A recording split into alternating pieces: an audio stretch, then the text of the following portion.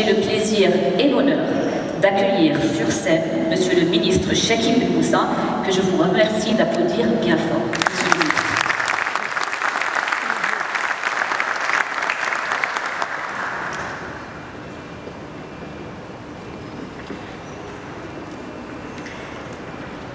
Je vous laisse le temps de vous installer, Monsieur le ministre, bonjour.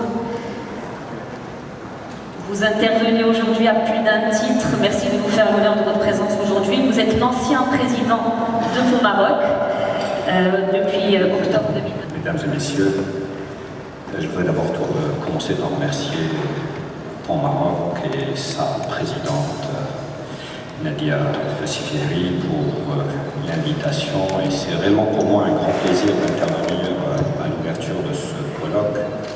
D'abord, de me retrouver dans un environnement que je découvre, que l'on voit en passant à côté par la rocade, mais que lorsqu'on est à l'intérieur est assez impressionnant et constitue un cadre de développement justement de ces talents.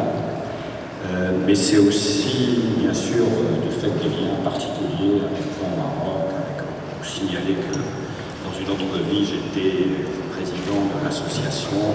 Et le fait de renouer avec des colloques nationaux et internationaux sur des thématiques qui interpellent notre société est un puissant levier pour faire avancer la réflexion sur ces sujets sans tabou, de manière franche et de manière à pouvoir construire l'avenir. Alors, comme l'avait dit Madame Bossé, j'interviendrai avec plusieurs casquettes. Peut-être l'une des casquettes, c'est en tant que président de la commission spéciale sur le modèle de développement, puisque c'est une question la question des talents est une question beaucoup plus large et qui interpelle réellement des choix de société et donc détermine aussi un devenir de notre société. Et puis peut-être j'interviendrai aussi avec cette casquette de ministre de l'Éducation nationale dans un deuxième temps.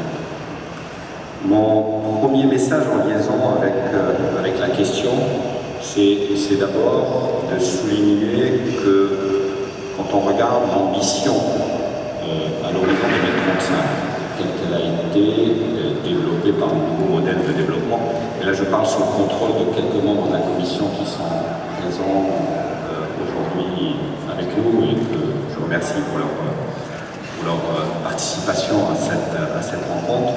Donc quand on regarde l'ambition du nouveau modèle à l'horizon 2035, elle se définit comme étant autour du fait d'atteindre un niveau de bien-être et de prospérité qui situe le Maroc dans le tiers supérieur des nations.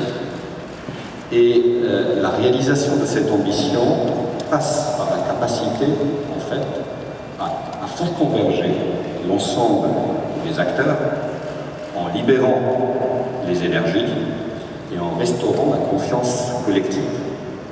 Et le développement de capacité des acteurs, le développement d'un écosystème favorable à l'éclosion des talents, favorable à leur attractivité, font partie des accélérateurs essentiels, en fait, du changement.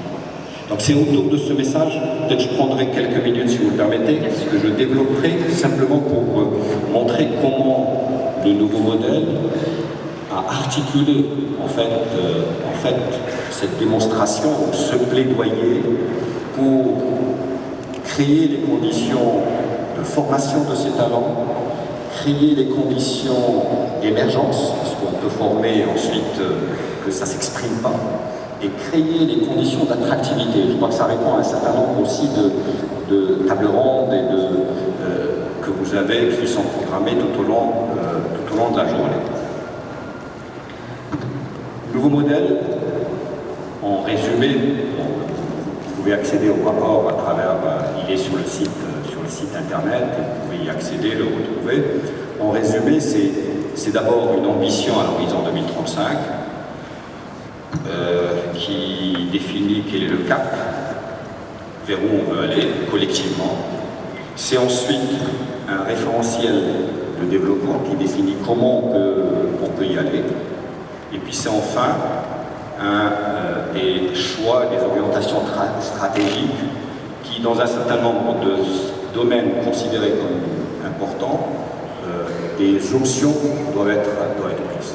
Si je devais résumer, c'est ces trois blocs que l'on retrouve dans le rapport sur le nouveau modèle de développement.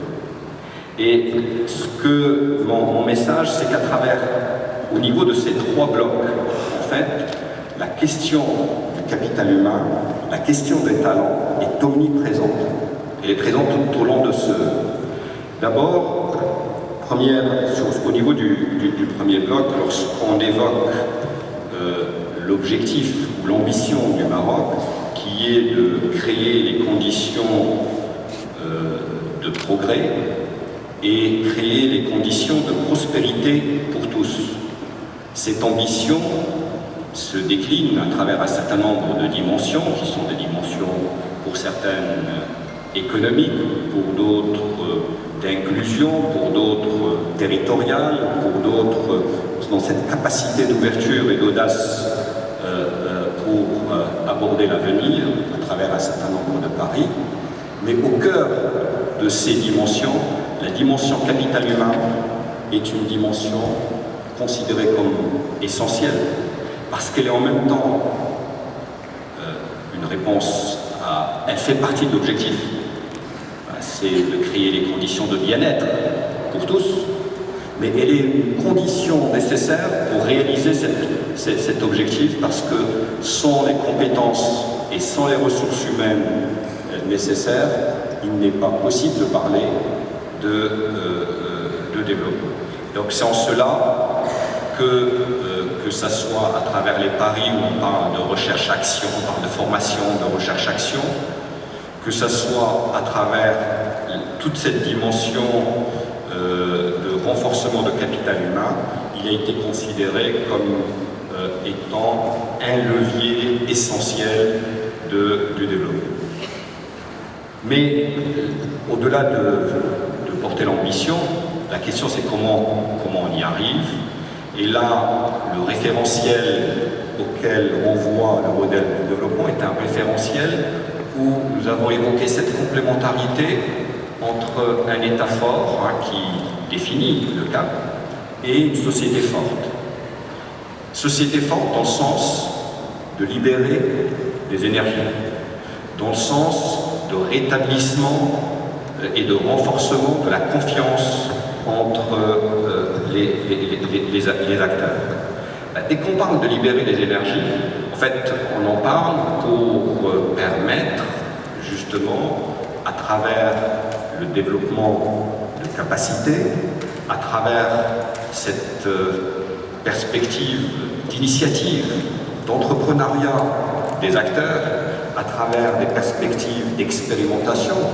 Donc, les talents sont au cœur de cette notion de liberté, en fait, et d'autonomie que l'on cherche à renforcer au niveau des acteurs pour bien jouer cette complémentarité entre un État qui définit le cap, mais aussi les conditions de réalisation de ce cap qui passe par cette mobilisation de l'ensemble des forces avec l'agilité, avec l'intelligence qu'il convient et avec toute cette résilience que permettent justement le fait d'ouvrir à l'ensemble des acteurs.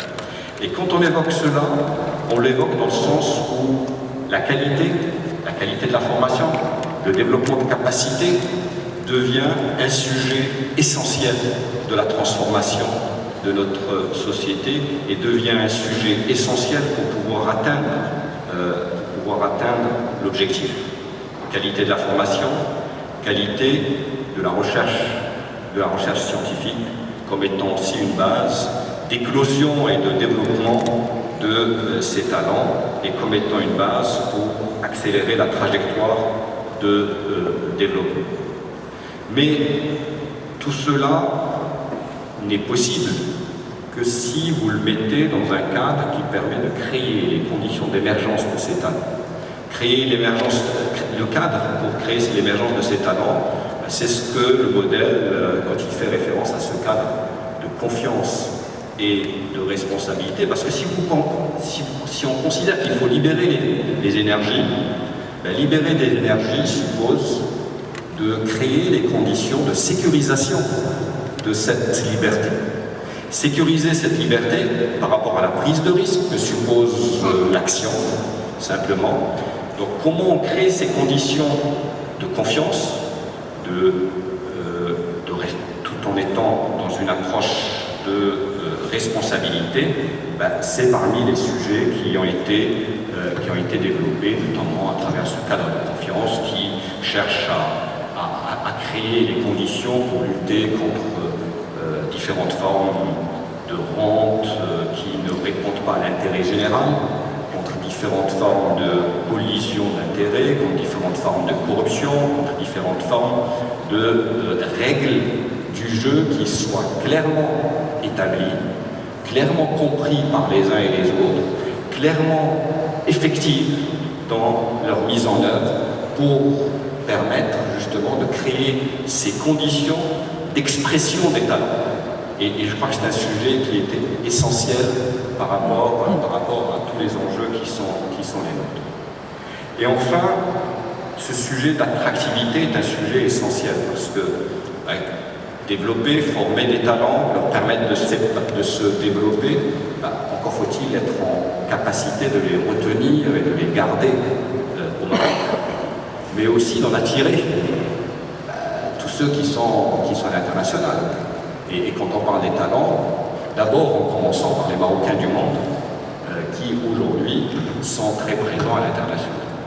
Et là aussi, le rapport développe un certain nombre de pistes qui me paraissent importantes, parce qu'il convient non seulement ce cadre de confiance et de responsabilité de créer les conditions pour garder les acteurs au Maroc et qu'ils puissent considérer leur avenir et leur devenir au Maroc, mais il convient aussi de créer les conditions à travers tout ce qui est recherche-développement, à travers tout ce qui est formation de haut niveau, à travers tout ce qui est plateforme permettant de connecter ces acteurs pour pouvoir aller vers un écosystème différent, à travers aussi tous ces liens immatériels qu'il convient de renforcer avec ces Marocains du monde qui peuvent devenir des connecteurs, comme cela a été souligné dans le rapport, ou devenir des ponts vers ce qui se passe dans le reste du monde et des ponts vers l'avenir, tel que vous l'avez souligné dans votre en-titre de ce colloque. Donc c'est réellement un enjeu par rapport à la mise en œuvre de cette ambition, par rapport à la mise en œuvre du modèle de développement et qui va au-delà